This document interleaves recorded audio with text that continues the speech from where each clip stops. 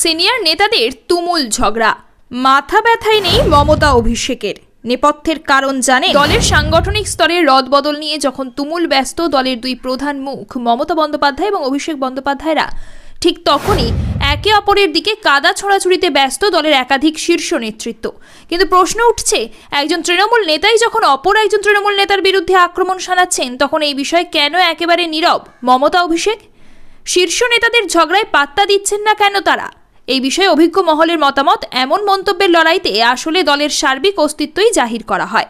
তাছাড়া ইতিপূর্বে একাধিকবার দলের শীর্ষ নেতৃত্বরা এভাবে একে অপরের দিকে কাদা ছোড়াছুড়িতে মেতে উঠেছেন, কিন্তু কখনোই তার জন্য শাস্তি হয়নি কারো। তাছাড়া রাজনৈতিক পর্যবেক্ষকদের মতে তৃণমূল কংগ্রেসের মতো ডানপন্থী রাজনীতির ঘরানায় বিষয়টা একেবারেই নতুন নয়।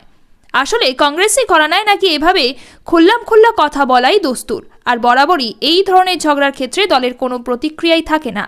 অভিজ্ঞদের মতে এইভাবে প্রকাশ্যে শীর্ষ নেতারা ঝগড়া জুড়ে দেওয়ার ফলে আদতে মিডিয়ার ফোকাস গিয়ে পড়ে নেতাদের দিকে। সেই থেকে একে অপরকে আক্রমণ পাল্টা আক্রমণে বিঁধেছেন একই দলের দুই সাংসদ সৌগত রায়, কল্যাণ বন্দ্যোপাধ্যায় এবং রাজ্যের মন্ত্রী ফেরহাদ হাকিম আর বিধায়ক মদন মিত্ররা।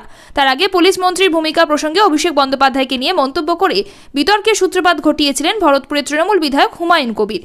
তৃণমূলের এই প্রবীণ নেতাদের ঝগড়া এখন কার্যত খেউড়ে পরিণত হয়েছে।